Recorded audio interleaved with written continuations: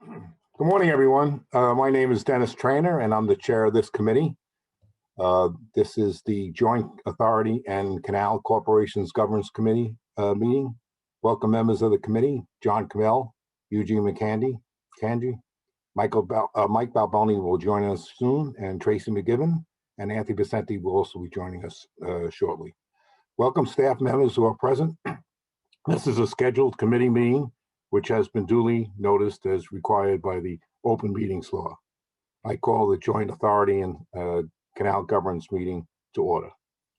We will begin with the adoption of our agenda, but first I'll ask whether the committee members have any amendments to the proposed agenda. Hearing no amendments, I will ask for a motion to approve the agenda. So moved. Second. The motion has passed. The next portion of the meeting will be held in executive session. Can I have a motion to conduct the executive session and to discuss the matters leading to the possible appointment, employment, or promotion of a particular person or corporation pursuant to Section 105 of the Public Offices Law? So moved. Second. Motion carries. The judge and I are in rhythm on that second. Can I ask for a motion to resume the meeting in open session, please? So moved. Second. Motion carries. There was no votes taken during the executive session. We're now going to have an update on the Diversity and Equity and Inclusion Program. I'm going to ask Nancy Harvey, Chief Diversity and Equity Inclusion Officer, Victoria Daniels, Manager, Supplier, Diversity, and Lisa Wainsley, Vice President, Environmental Justice and Sustainability, to present this update. So Nancy, are you up first? Yes, I am. Thank you. Good morning, Trustee Trainer, Chairman, members of the Governance Committee. Good morning to the EMC colleagues and members of the public. As Trustee Trainer said, I'm Nancy Harvey, and I'm the Chief Diversity, Equity, and Inclusion Officer for the New York Power Authority and for Canals Corporation. Next slide, please. Last December, you approved a comprehensive 5-year, 10-point diversity, equity, and inclusion plan with internal and external facing commitments. And this morning, Victoria Daniels, Lisa Wansley, and I will provide an update on the commitments we manage, key accomplishments to date, and deliverables for year end. Next slide, please. So as you can see here, we got off to a fast start in 2021. And as the green indicates, we're on track to achieve the goals of the Office of Civil Rights and Inclusion's 7 internal facing commitments by year end. Next slide, please. Key accomplishments this year have impacted areas of culture, education, accountability, and transparency. So I know we circulated this before, you got to pre-read it, so I won't touch on each and every item here, but I will mention that one of the key accomplishments is that diversity, equity, and inclusion is now identified as a corporate value and a foundational pillar in Vision 2030 strategy. It's a North Star, if you will, with which all our actions align across the organization. We delivered over 4,000 training modules aimed at mitigating bias in performance review process and also building a community of upstanders across our organization. We continue to work towards transparent and advanced opportunities for all our staff with the completion of 75% of development plans and also the completion of part 1 of the career pathing framework. We created oversight committees, including one that is looking at investigative trends, an investigative trends work group, and an AAO discipline executive review process. Currently, we are undergoing a DE&I audit. So we were able to launch the diversity, equity, and inclusion audit to identify and recommend solutions to gaps and establish a robust governance structure to address recommendations and/or diversity, equity, and inclusion goals. Nancy, what do these training modules consist of briefly? So one was differentiate, which is a neuro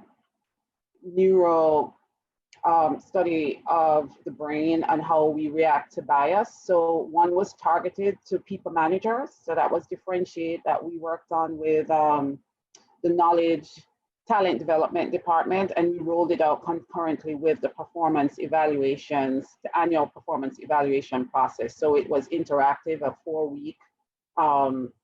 4 weeks of an hour each module for people managers to use and implement and put in practice immediately.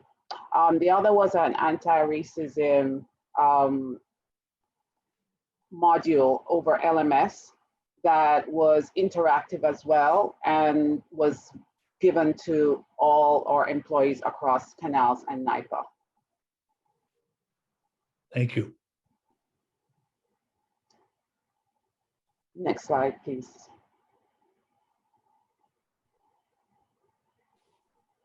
Nancy, if I could just add, it's Gil. LMS stands for Learning Management System. So it's an online interactive system.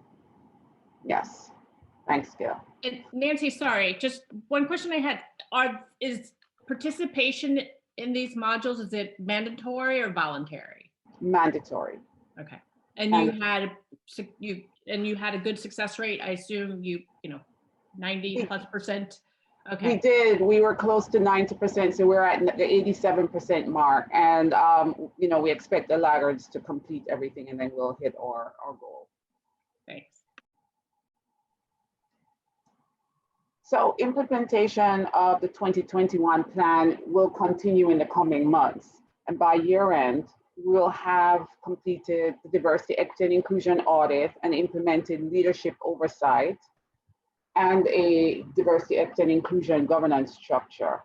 We will also have a DE&I scorecard with comprehensive metrics and key performing indicators in place to measure and report on how we're doing, right? Keep track of our progress. Next slide, please. So the Office of Civil Rights and Inclusion's footprint across the organization will be expanded with additional staff by year end. There will also be a communication strategy around diversity, equity, and inclusion to amplify and to increase the content internally and externally. We also expect our employee resource groups that function to be strengthened with an improved framework, and our employee resource groups will continue to be actively engaged. They will support their peers, and we are expecting at least 20 more engagement initiatives. We expect to continue working collaboratively with our subject matter experts and meeting with the DE&I working group. And we expect to remain on track and make progress through 2021. Nancy, are you seeing any bringing you more information? Are you seeing any pushback on this initiative at all? We have been getting mixed responses, right? People are excited about the work that we're doing in building allyship and building a culture of inclusion. There is nervousness around the career pathing and development, but as we push for career pathing and development, it benefits everyone. So I think once we start talking more about where we are and what we're doing, everyone will be equally enthusiastic.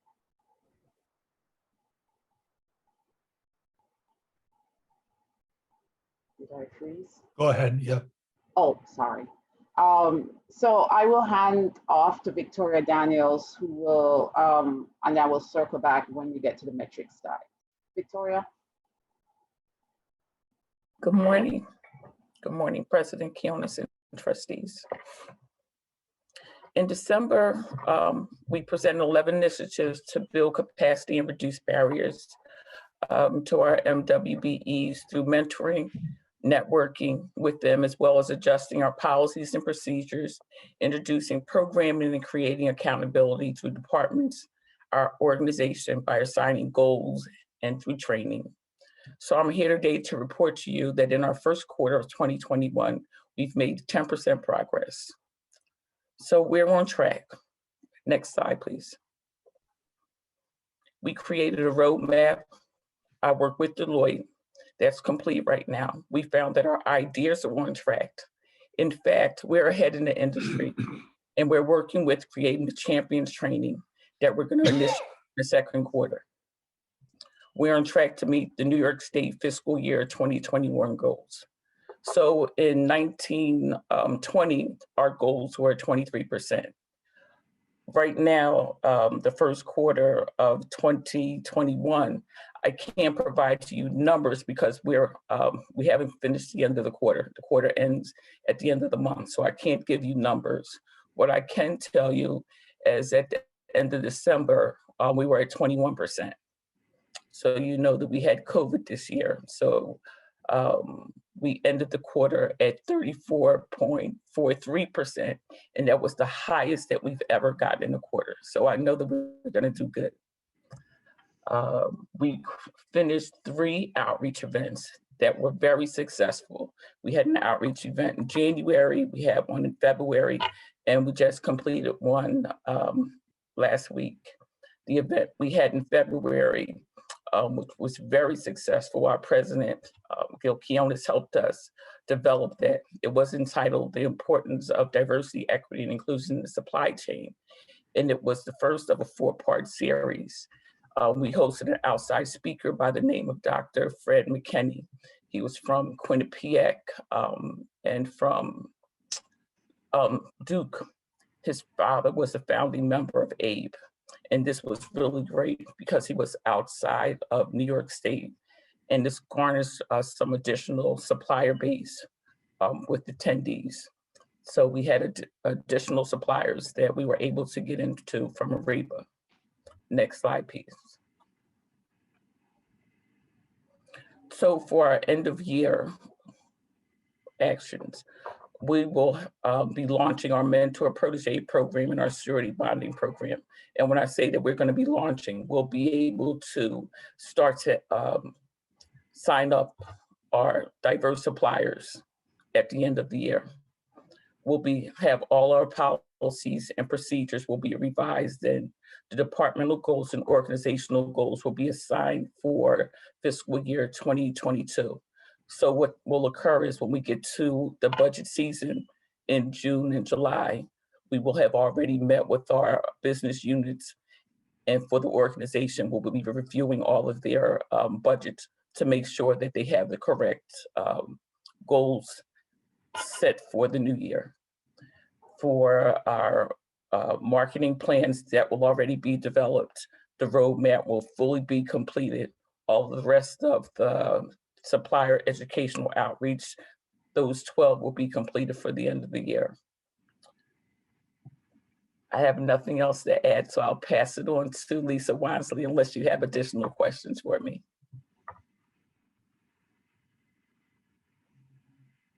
We can come back and offer up some thoughts when you guys run through your full presentation. So you can keep going. Thanks, Victoria. Lisa, pick her up. Good morning, everyone. I'm Lisa Payne Wansley. I'm the Vice President of Environmental Justice.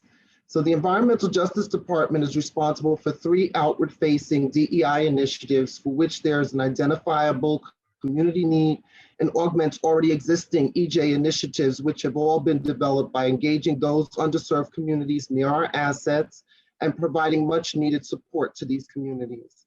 NYPA's commitment to our frontline communities is steadfast and long-term. Since our programs had a sense of urgency, my team has taken an aggressive approach to ensure that all programs were launched by the end of Q2. The EJ dashboard confirms that we are on track to meeting all of our year-end goals. With all three initiatives, NYPA has broken new ground. So a key element of our success so far has been our ability to bring together cross-departmental working groups to ensure that the development of our initiatives conform to NYPA's policies and procedures. Next slide. Under the umbrella of broadening community-based STEM, student internship and mentorship, we have two initiatives: the Future Energy Leaders Scholarship Program and the Pathways in Technology Early College Program, or for short, PTEC. Since December, the Future Energy Leaders Scholarship Program was designed in close cooperation with our legal department.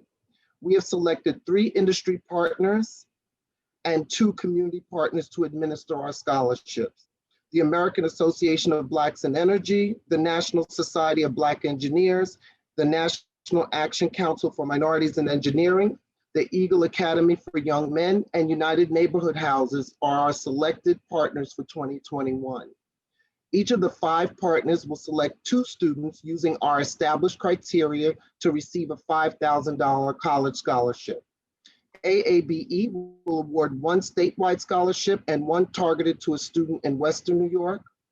NSBE will award 1 statewide scholarship and 1 targeted to a student in Northern New York.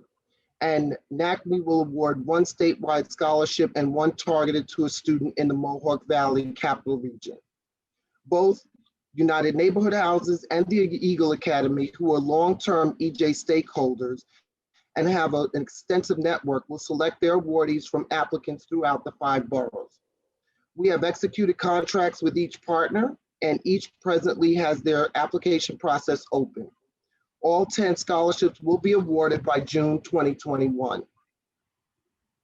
PTEC is an innovative, internationally acclaimed program which partners a high school, a community college, and an industry partner to provide a unique educational experience to high school students, allowing them to graduate from high school and earn an associate's degree in a STEM-related field.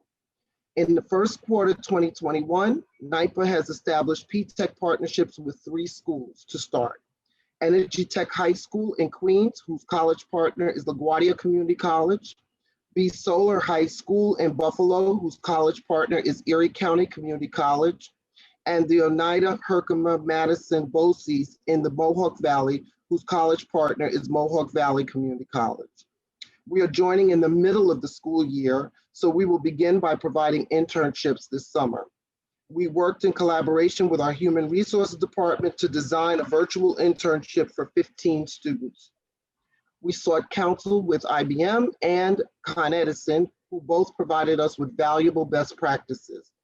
The application portal is open at this present time, and we are expecting to hire 5 students from each of the 3 schools. A press release was issued announcing the partnership. Our final initiative, the Environmental Justice Community Volunteer Corps, has had a slower start due to COVID-19. We have taken the time to meet with a cross-departmental team to examine our current paid volunteer policy and to explore the possibility of virtual stakeholder engagements, and possibly, as COVID-19 protocols change and the weather changes, more opportunities for outdoor socially distanced projects. Although the goal was to design and implement 6 projects per year, it is our hope to execute 2 activities during Q3 and Q4. Next slide. By year end, we intend to award 10 Future Energy Leader Scholarships, support the PTEC program with 15 paid summer internships. We plan to participate from the first day of school in September to provide industry career exposure to those schools, mentorships, skills mapping, and curriculum support. And we also will have a dedicated EJ staff member for each school to ensure that we are providing as much support as possible.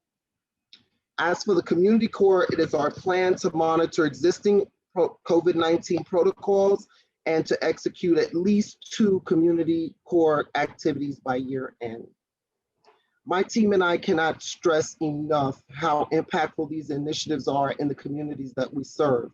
The access to opportunities are very limited, and the ability to make a long-term investment in these communities is a game changer and solidifies NYPA as a leader in social responsibility. So if you have any questions, I'll turn it back over to Nancy. Well, What do thank you you, Lisa. find- Thank you, Nancy, and thanks, Victoria. So, are Lisa, there any questions? yeah, I got a question to Lisa. Yes. Lisa, what are you finding on the ground? Are you encouraged or discouraged? Oh no, I'm very encouraged. These programs are really long-term. What this has done is allowed us to have long-term commitments in those communities that we regularly serve. So the PTEC program is investment. It is absolutely long-term. We're seeing students from the beginning of their high school to year 14, which many of them are in this program for 2 years beyond high school. And it really allows us to have a long-term commitment and investment in those students. So I'm very encouraged. Well, Nancy, do you have, you want to cover your last couple slides in terms of your metrics? Sure, Trustee Chairman, these slides were included so that we could demonstrate to you that we are tracking our progress in detail. And so this slide is showing key metrics and indicators that to date that we think was necessary to highlight for you. The training, 87% completion rate for the targeted trainings, and the MWBE spend, etc. And then the next slide, please.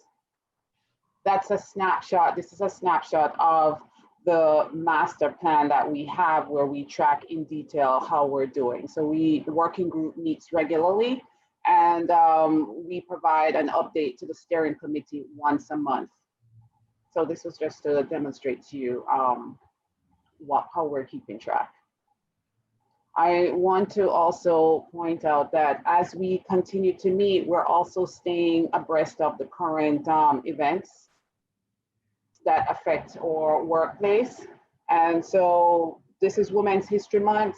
Women in Power had a really good event where they were looking at valiant women of the vote and refusing to be silenced. And tomorrow we're having a How to Combat Hate workshop. It's allyship and the Asian American community, where we will feature Gail, of course, will host, and the Lieutenant Governor will provide some opening remarks. And then we have Joanne Yu from the Asian American Federation and Kim Chan, PhD, to provide context around what's happening now and how we can support each other. So that's our update today. Thank you. A couple general questions. One, as you started the initiatives, any thoughts on what we are doing that isn't working, aren't doing that we should be doing, where we've seen early traction, where we could lean in and do more, or is it too early to adjust anywhere? I guess simply put, is our plan still relevant and on track across the board, or do you see needs to adjust and adapt to what you're experiencing and witnessing as you begin the implementation? So our plan is on track, and I think we have been enthusiastically received, right, by our business partners and our key stakeholders. I think that employees are excited, but they want to see what else we have in store and how we deliver. So it's kind of early to tell. We do have the DE&I audit on the way, which will help us to know what we don't know. And there is a listening session component to it. So we're focus grouping from employees, so we will hear even more from an independent third party. And we think by Q2, we'll have a report on where the gaps are and what we can do to address. So I think it's early enough, it's too early to tell, but also we'll have enough information by Q2 to know how to, what else we can do to build on the plan that we have right now. Well, then a follow-up building on that, or at least I'm trying to build on that a little bit, Nancy. I mean, while I appreciate the scorecards and the good progress that's being made, it's progress relative to process versus progress relative to real change and results and outcomes. So just for the credibility, your credibility and the credibility of the efforts here, I would caution that we don't take premature credit or suggest that we're I mean, when we see 87%, 75%, they're process, metrics rather than results and outcomes. And as we all know, and as you just said, this is a longer term investment, and we're not going to really move the needle in 3 months or in a short period of time. So think about how you convey the sense of improvement relative to the real change that's is being affected and created, as opposed to just where we are on the process template. I realize we want to take credit and should, but ultimately this is about affecting real change, right? Rather than just improving our processes in the hope of change.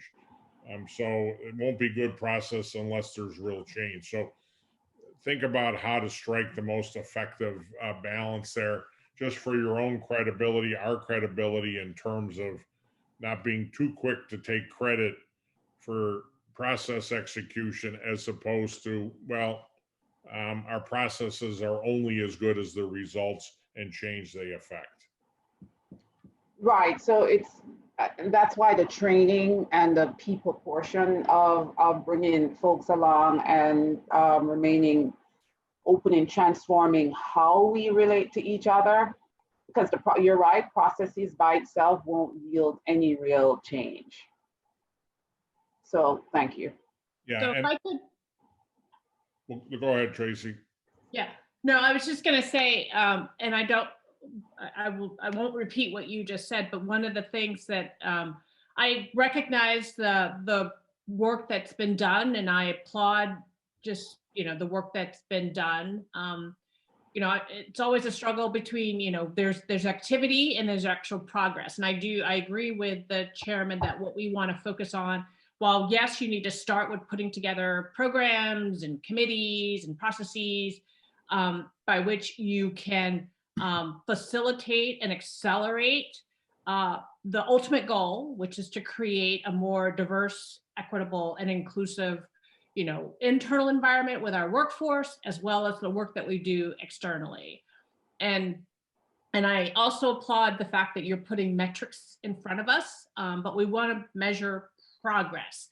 And again, creating a more diverse, equitable, and inclusive environment internally and externally. And it's those numbers where we see that there's actual progress as opposed to activity. Again, understanding that activity needs to be done. You need to set up the processes by which you can move the needle. And I see that you've done a lot of that here. And so that's a very encouraging sign. But ultimately, it will be about how do you, with all the processes you put in place, how has it advanced the ultimate goal and the ultimate commitments that you've made about creating a more diverse, equitable, and inclusive environment. So. And to just continue to build on both of our points, I'd encourage us to think about how we are measuring the ultimate outcomes and display the results against the ultimate outcomes, as well as the results relative to process. Again, I just come back to, I don't want to see us take undue credit for 87%, and I'm just picking on one randomly, completing 87% of the trainings if behaviors and activities haven't really changed. So, and I don't have specific recommendations for, well, these are the outcome metrics that you can quantify it, but at this point, I would expect little improvement, because there's just been a limited amount of time. Right. But think about how we can better define those results and outcome metrics and display our progress or lack thereof, as well as just process metrics, so that, again, it doesn't appear as though we're trying to inflate artificially our progress, when the rank and file and those involved look at it and say, well, where's the real change? So I'm beating the same horse, but I'd ask us to think about that. So it's process as well as outcomes. You've got metrics for process. Let's put the metrics for outcomes in place, acknowledging the improvements will be nominal in the early going, but again, we ought to see a trend line, and I would hope it's not a hockey stick, so that we can see if what we're doing is affecting the kind of change and at a pace that's relevant. Sure, Chairman. Okay, thank you, Nancy. And this was an update, and no vote is required. Next, we have Carrie Jane King, Director of Sustainability, to present an update on the 2021 through 2025 Sustainability Plan and the 2020 report. So, Carrie? Good morning, members of the Board of Trustees, Executive Management Committee, and NIPA and Canal's colleagues, and of course, members of the public. I'm glad to have this opportunity today to introduce our 2020 Sustainability Report and our new 2021 to 2025 Sustainability Plan, which are core elements of ESG. Next slide, please. ESG, or environmental, social, and governance, is a foundational pillar for Vision 2030, reflecting its role as a central element of our strategic plan. Our ESG ambition is to deliver on a best-in-class sustainability strategy to meet the needs of our stakeholders and ensure long-term environmental, social, and governance performance. Fundamental to this effort is embedding a sustainability mindset in the organization, an approach to decision-making that takes into account the connectivity and interdependencies between environmental, social, governance, and economic factors. This approach will help us to manage risks, opportunities, and trade-offs, and create value for NIPA and our stakeholders for the long term. We've identified 3 tactics to advance ESG integration and have made progress on all 3. First, with regard to the ESG model and leadership practices, the Sustainability Group has recently joined Strategy and Corporate Development under Eve Noel, with Adam Barsky and Justin Driscoll as our ESG sponsors. This move allows us to coordinate and align efforts more closely with strategy, finance, risk management, and other departments within business services, and make efficient use of resources by streamlining processes for performance and data management. Second, regarding the expansion of the sustainability function, we're developing a recruiting and resourcing strategy to support increased oversight and reporting for ESG, and this will be implemented by year end. And lastly, regarding the sustainability plan and report, this is the focus of our discussion today. Next slide, please. The sustainability plan and annual sustainability report are key elements of our ESG strategy, driving NIPA's performance and demonstrating NIPA's commitment to transparency and accountability for ESG.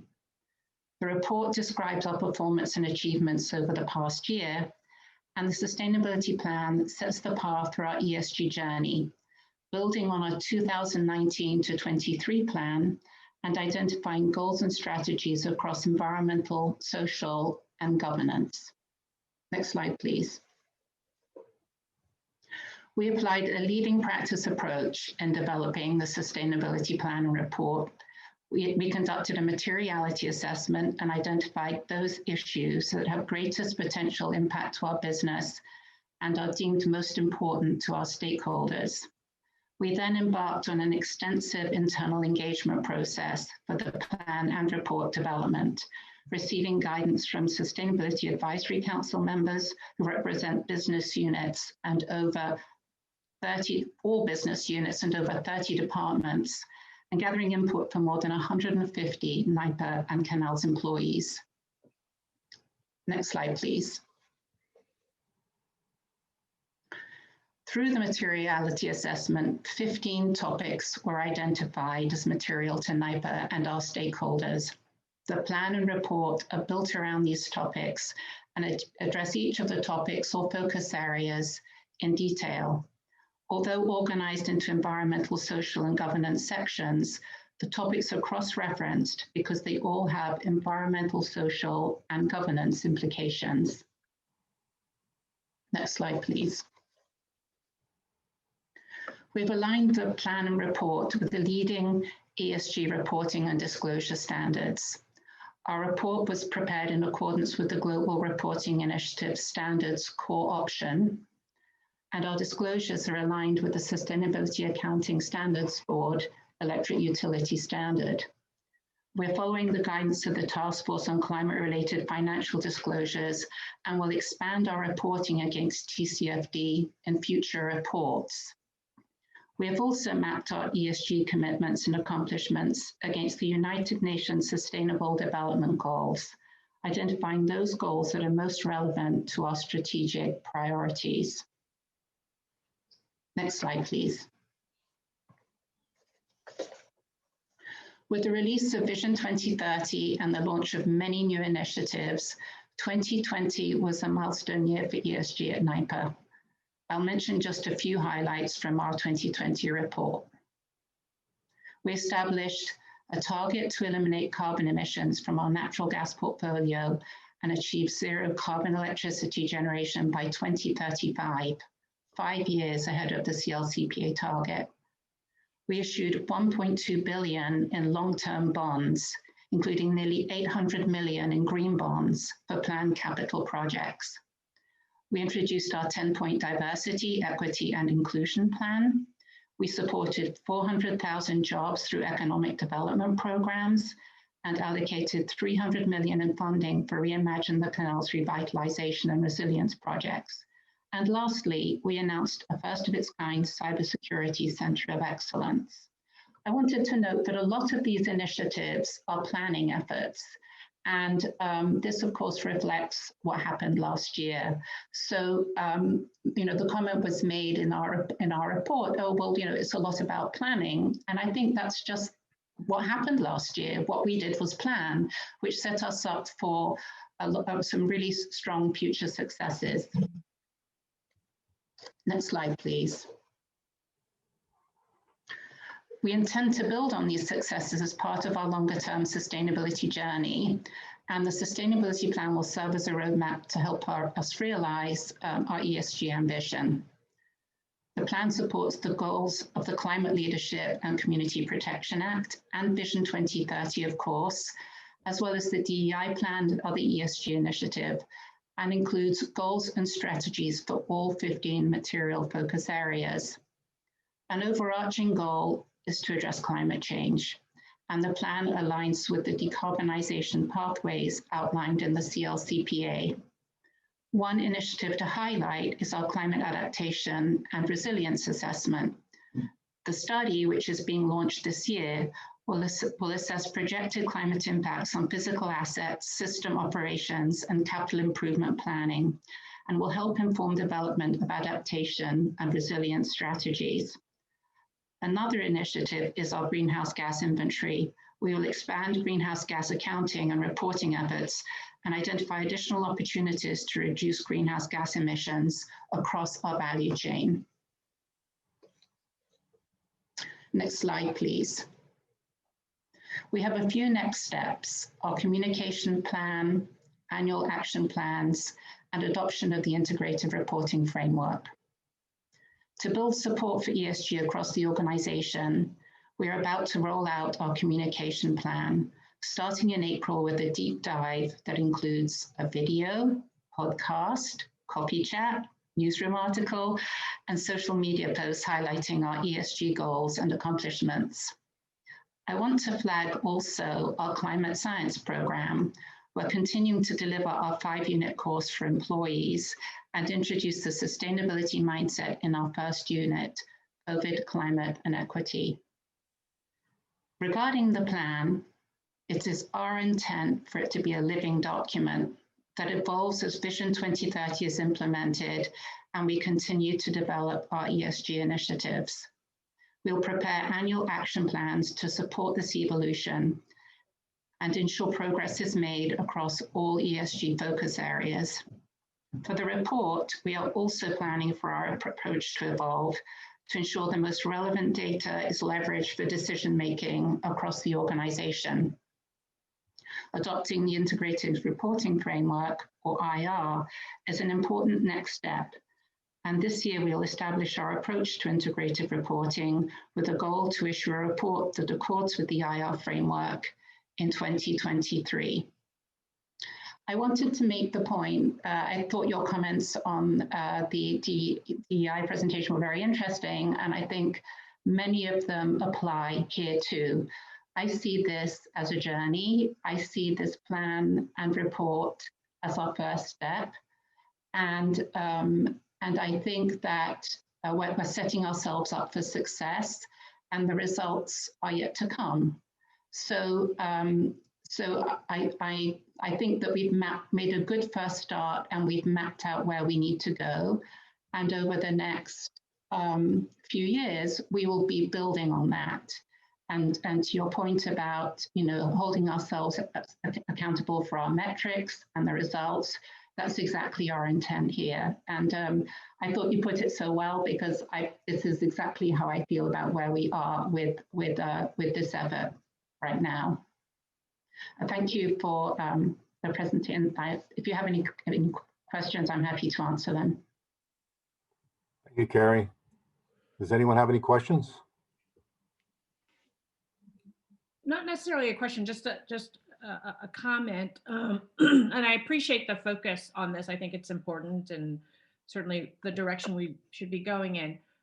Carrie Jane, I was just curious that you look at the different areas around ESG, and I assume built into your comments about how we are going to focus on the value chain around greenhouse gas emissions includes our own evaluation of our own energy use. I know, we are driving a lot of what's happening externally, in the types of investments we do, supporting, renewable energy projects and energy efficiency efforts. But are we going to be measuring our own? Because you obviously need to start, I think, in-house before you can focus externally. I'm always internally, externally is how I look at, as we look across our operations. Is that part of our consideration? And then on the social, the S part, and it overlaps with the last discussion we had around suppliers. I assume we're including how we relate to our suppliers and their own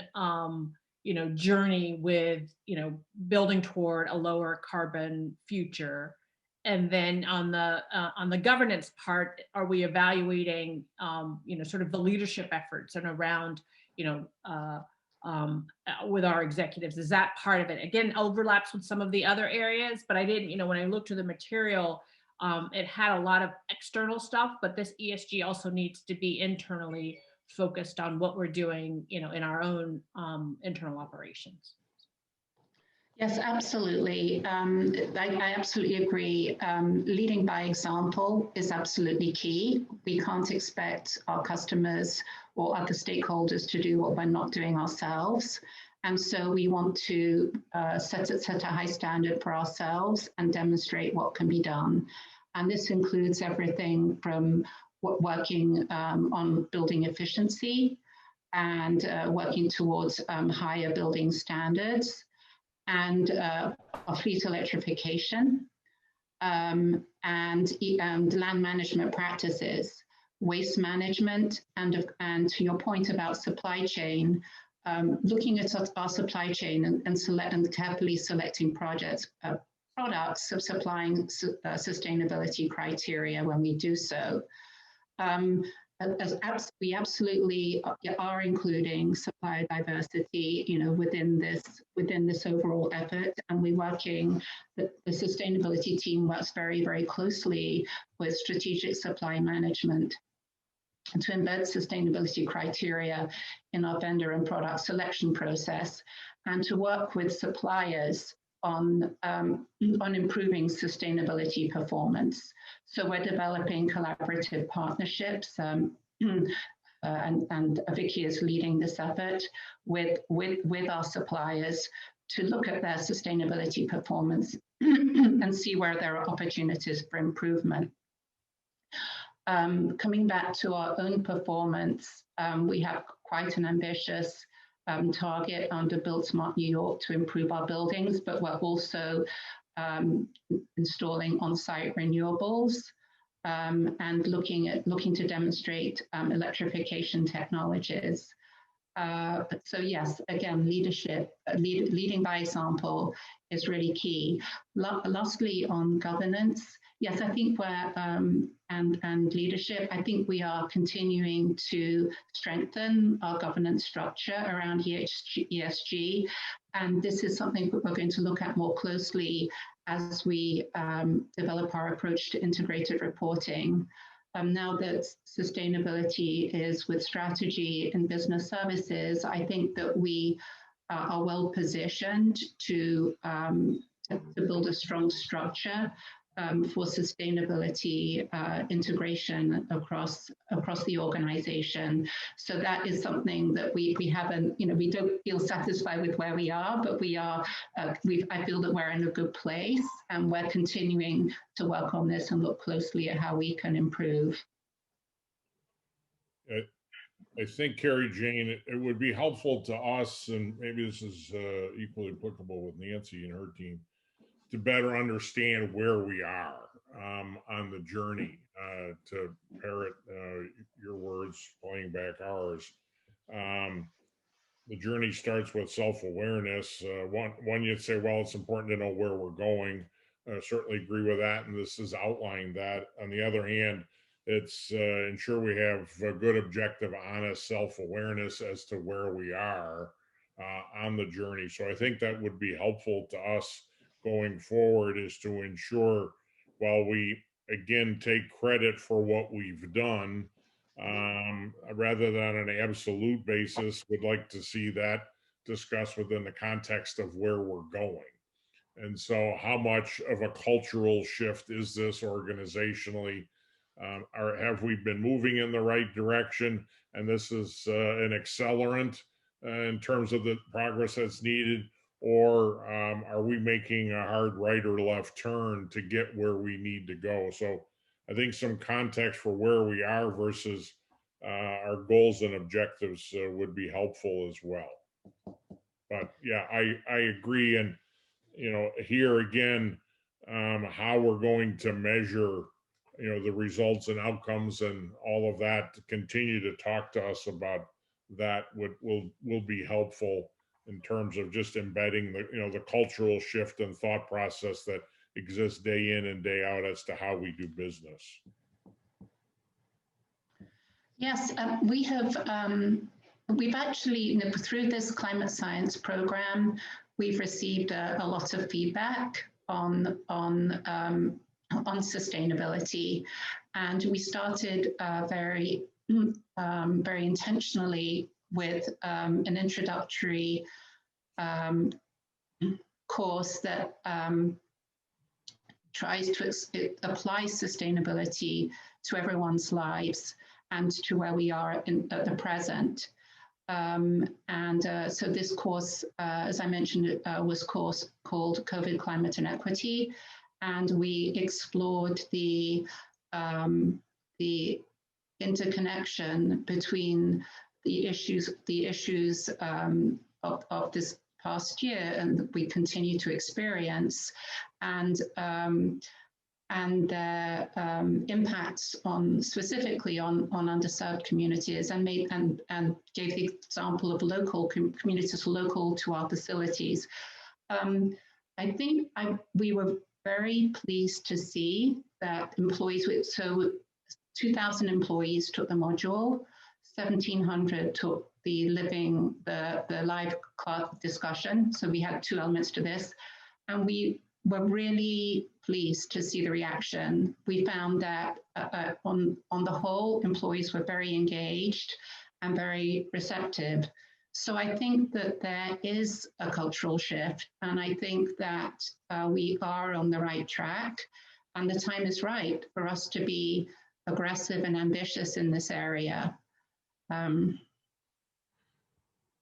Yeah, my last comment, and I'll stop, is for both you and Nancy.